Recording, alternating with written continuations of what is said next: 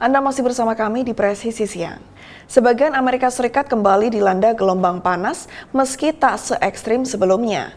Banyak warga biasanya menghindari panas, tapi di sebuah destinasi wisata gurun, pengunjung justru mencari panas dan menguji ketahanan tubuh. Berikut liputan Nova Purwadi dari VOA. Death Valley secara harafiah artinya lembah kematian. Tapi setiap tahunnya, Taman Nasional Death Valley di perbatasan dua negara bagian, yaitu California dan Nevada, didatangi 1 juta lebih orang. Actually, it's burning my lips and my legs because I'm very white. Aktivitas favorit warga saat berkunjung adalah mengambil foto dekat termometer raksasa di Furnace Creek yang tercatat sebagai tempat terpanas di permukaan bumi dengan rekor suhu udara tertinggi hampir 57 derajat Celcius pada 10 Juli tahun 1913. So behind us we have this displaced thermometer here at the Furnace Creek Visitor Center, which is a great place for people to take a picture with and record a bit of this memory of the extreme heat that they got to experience. Yeah, we find that in the summertime, this is an incredibly popular place to be. Staf Taman Nasional mengakui termometer raksasa di Death Valley tak 100% akurat. This thermometer has a probe in the back of it that includes a little bit of radiant heat that's coming from the metal structure and also the building. So this one usually displays a couple degrees hotter than what the official temperature actually is. Tapi bagi turis yang datang, mereka tak menyia-nyiakan kesempatan untuk berfoto. You know, how many people in the world can say they've been to the hottest place in the world? It's almost like climbing Mount Everest. How many people can say they actually climb Mount Everest? I take a weird sense of pride in it, like being like an adventurer that, you know, I can handle. I've been in northern Vermont in the wintertime in -20, and now I've been in the hottest place in the world.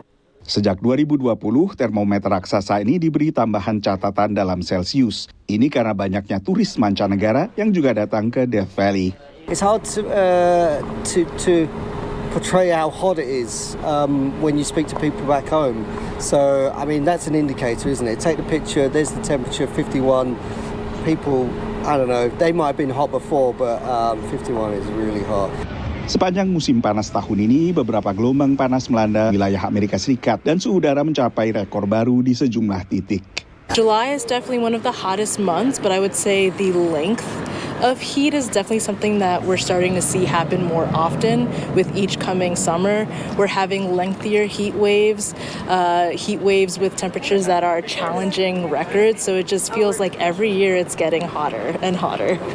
Akhir Juli, gelombang panas melanda bagian barat Amerika Serikat. Setelah sebelumnya, pantai timur juga terkena pada pertengahan Juli dan sempat mencapai suhu udara tertinggi bagi berbagai kota termasuk Washington DC.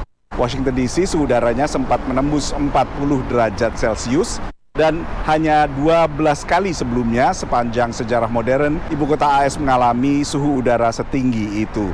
Dari Washington DC, saya Nova Purwadi dan tim VOA. Perjalanan panjang Wihan, diaspora Indonesia asal Temanggung, Jawa Tengah, merintis restoran Arigato Hibachi and Sushi, dimulai dengan menjadi pencuci piring. Setelah menjadi koki hibachi selama 11 tahun, barulah ia berani membuka restoran di Baltimore. Dan pada tahun 2011 ini. Dan kita simak liputan tim VOA berikut ini. Awalnya kan memang cuci piring saya dulu waktu datang. Bekerja sebagai pencuci piring.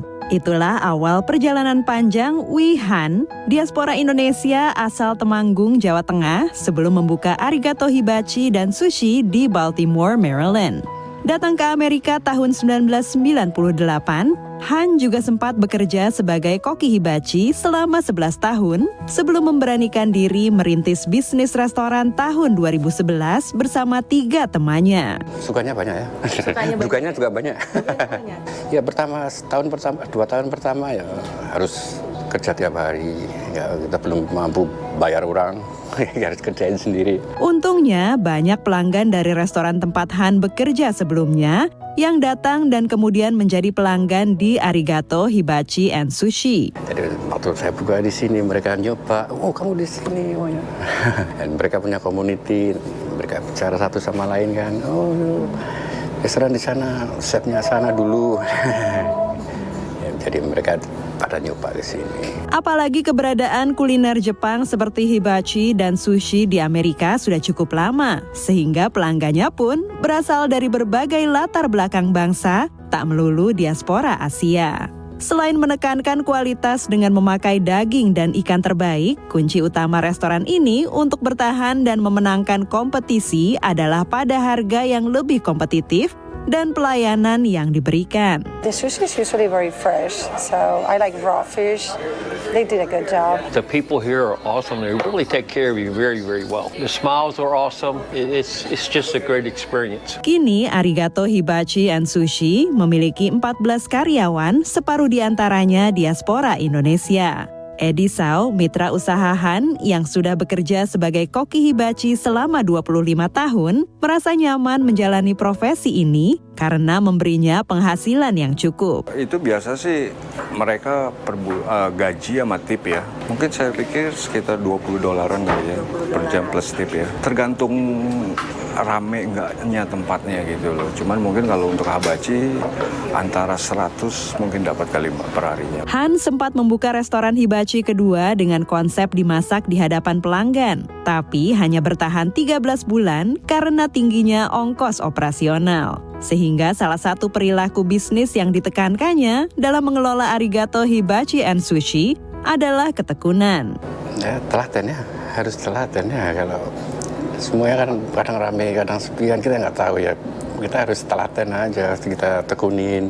Kalau masalah jatuh bangun itu mah semua orang pasti kadang ada di bawah, kita nggak tahu kan. Jatuh bangun, tapi ya kalau kita telaten aja. Dari Baltimore, Maryland, tim VOA. Kapolres Palopo berkunjung ke objek wisata sejarah Pulau Libukang menggunakan perahu bala-bala bersama warga lokal. Setelah jeda berikut ini, tetaplah bersama kami.